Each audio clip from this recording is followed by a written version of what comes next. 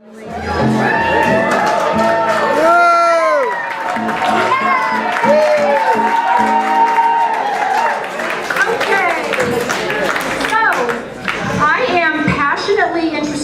the Civil War, and I hope that everybody in this room knows that we are right in the middle of celebrating the 150th anniversary of this incredibly important event in our country's history.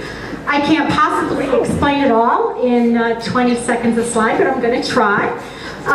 This is Abraham Lincoln's inauguration, which took place in March of 1861. There's Lincoln, you can see him.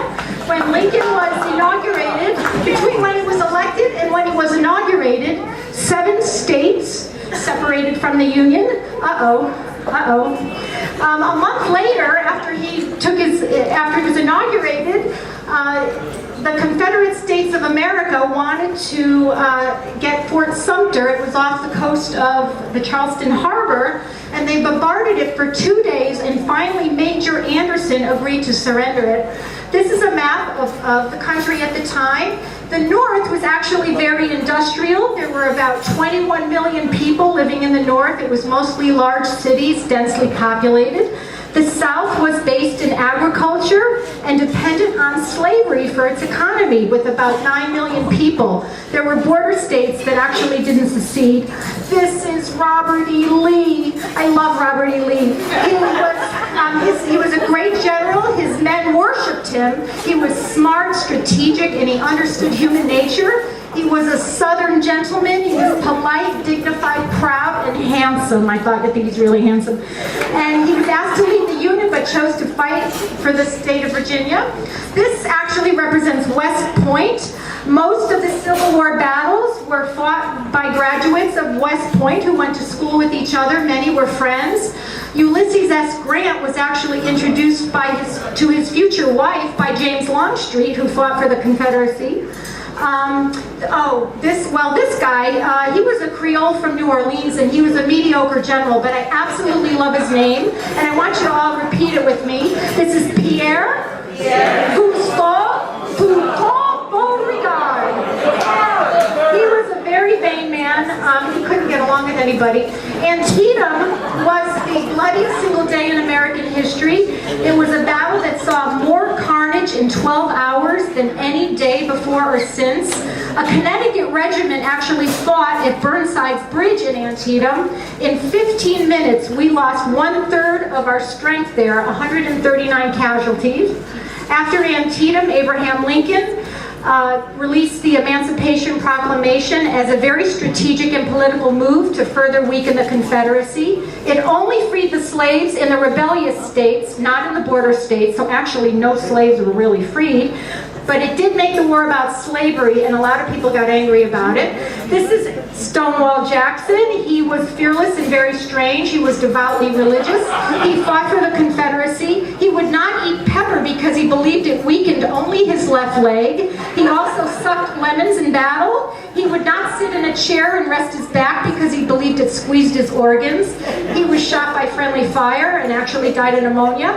Blacks in the war, after the Emancipation Proclamation, 180,000 blacks fought for the Union. They fought terrible racism. They fought bravely and with great dignity. Oftentimes, if they were captured by Confederates, they were actually murdered. And then a lot of the men who fought in the Civil War actually did not die from gunshot. Many of them died from disease, about 1 in 4. 56,000 died in prison camps. Diarrhea killed 34,000 people.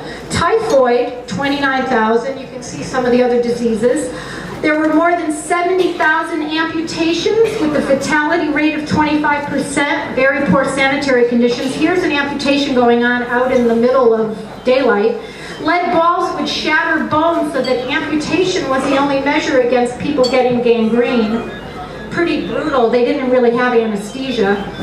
This is Gettysburg, the costliest battle in the war, 51,000 casualties over 3 days. The town of Gettysburg only has 2,400 people living in it. Can you imagine 51,000 casualties?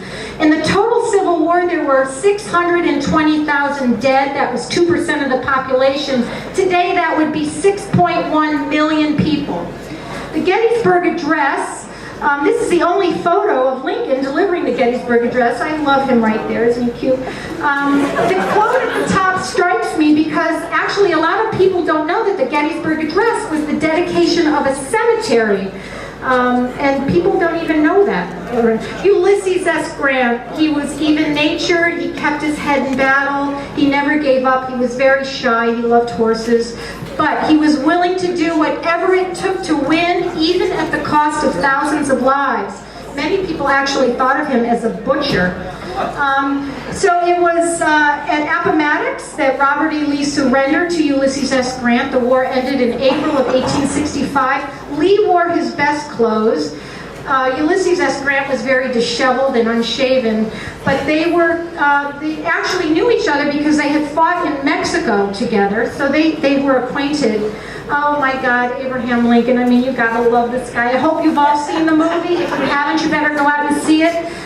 Lincoln's entire presidency began and ended with the Civil War. He saved our Union. Some called him a dictator and many didn't like him, but he fervently desired a forgiving peace with the South. John Wilkes Booth was a stage actor who bitterly hated Lincoln, and after the surrender at Appomattox, when he heard a speech where Lincoln mentioned giving black veterans the right to vote, that's what he said, which wasn't very nice. 5 days later, he assassinated Abraham Lincoln. And lastly, this slide to me represents the magnitude of loss and grief, husbands, fathers, brothers, sons. I hope that you read a book, visit a battlefield, see a movie, but please remember the Civil War. It was the defining event in our history.